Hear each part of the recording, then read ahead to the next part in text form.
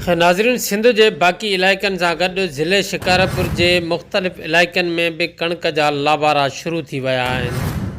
अॼुकल्ह लाबारा मज़दूरनि बजाइ मशीन ज़रिए कया पिया वञनि। मशीनुनि जे अचण सां हिक तरफ़ मज़दूर तबिके खे काफ़ी धकु रसियो आहे त ॿिए पासे ज़मींदार तबिके खे काफ़ी सहूलियतूं बि मिली वियूं आहिनि। मशीन जे थ्रू हिक कलाक में घणा जिरेब लाभ करे सघिजे थो। उन खां अलावा जिरेब में केतिरा मज़दूर लाभ कंदा हुया ऐं केतिरो ख़र्चु ईंदो हुयो, जॾहिं त मशीन सां केतिरे ख़र्च जी बचति थिए थी। उन सां गॾोगॾु ट्रैक्टर ड्राइवर जी केतिरी पघार आहे ऐं गॾोगॾु मालिकान तरफ़ां ट्रैक्टर ड्राइवरनि खे कहिड़ियूं सहूलियतूं मुयसरु आहिनि।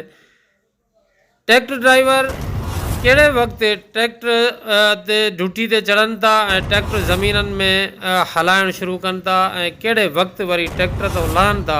अचो त इहे सभु ॻाल्हियूं पुछा कयूं था ट्रैक्टर ड्राइवर राहिब अली लाशारी खां। इहो वाया $140 मिले थो पियो। तव्हांखे पघार घणी मिलंदी? पघार 9,000 हुआ। 9,000 जी जी।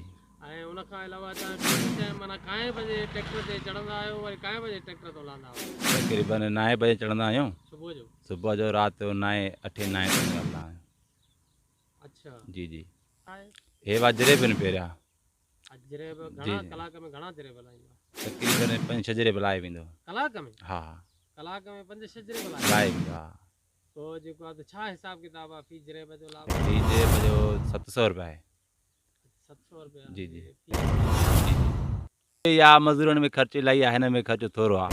वो 5 मज़दूर लाहींदा जिरेब 400 रुपया 500 रुपया मज़दूरी तारीख़ पई आहे। उन मानिया वग़ैरह चांहि त मथे थो ख़र्चु अची वञे, तक़रीबन 2,000-1,500 ख़र्चु अची वञे पियो। हे 700 मिले सम्झो कुड़मी खे इन में फ़ाइदो आहे। अॻिते अञा अलाए छा वरी माहौल बीहे आहे। हा, ॾींहों ॾींहुं मशीनरी वञे थी वधंदी, सम्झे पा। जेको आहे त बेरोज़गारी माण्हू बेरोज़गार लॻो पियो आहे। मशीनगिरी अॼुकल्ह कान थो लॻो पियो आहे, हर शइ जी मशीनगिरी आहे। जी जी। मां मास्क पाईंदा आहियूं, तकलीफ़ त आहे ॾिठी वञे। हा, इहो दंधीअ करे पाईंदा आहियूं, इन मिटी उथंदी आहे लाभ जी। इन दंधी ख़तरो आहे वॾो। इन में माण्हू खे TB बि थी सघे थी पई, ॿी बि बीमारी का थी सघे थी पई। पोइ इन करे मास्क पाईंदा आहियूं या रुमाल बुट हणंदा आहियूं, सम्झे था। इन करे इहो जेको आहे हार्ड गर्मियूं आहिनि, गर्मियुनि खां छटी रखंदा आहियूं ट्रैक्टर ते, न त बुट हणंदा आहियूं रुमाल जी। छा कयूं, रोज़ी करणी आहे न। पघार जेका तव्हां ॿुधायो अॼुकल्ह छा आहे? बसि छा कयूं, मिड़े रोज़ी त करणी आहे न। भला हाणे सिर त करे असां हले कोन।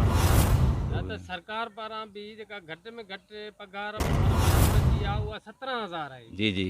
त पोइ तव्हांजी 9,000 बसि न आहे। हिते जेको हले थो, हिते जेको हले थो पियो रवाज़, असांखे उहा रवाज़ सां पघार मिले थी पई। पोइ ट्रैक्टर मालिकान त तव्हांजे मथां ज़ुल्म। बसि छा कयूं, उहा उन्हनि खे थिए न। त छा त थियनि त असांखे ॾियनि। त मालिकनि खे बचति नथी थिए? मालिकनि खे वधीक बचति आहे बाबा।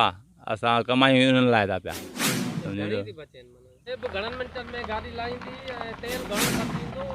तक़रीबन साईं 20 मिंटनि में 20 मिंटनि में जिरेब लाहे वेंदासीं। हा, 20-25 मिंट खाई वेंदी। हुन में जेको आहे तेल अंदाज़न घणो थी गाॾी खाए? तेल छा खाईंदी साईं, हिन में तक़रीबन 300-400 खाईंदी। जी जी। त 300-400 अगरि खाए थी मालिकनि खे त घटि थो बचे? मालिकनि खे बि 300 रुपया जिरेब त हिकिड़ा 20-25 जिरेब लाहे त रोज़ी थी वेंदी न हुन लाइ। जी जी। तव्हांजो छा मुतालबो आहे? जी जी। ट्रैक्टर मालिकान खां छा मुतालबो कंदा? असां चवंदासीं पघार वधाइनि। बसि चयो आहे उन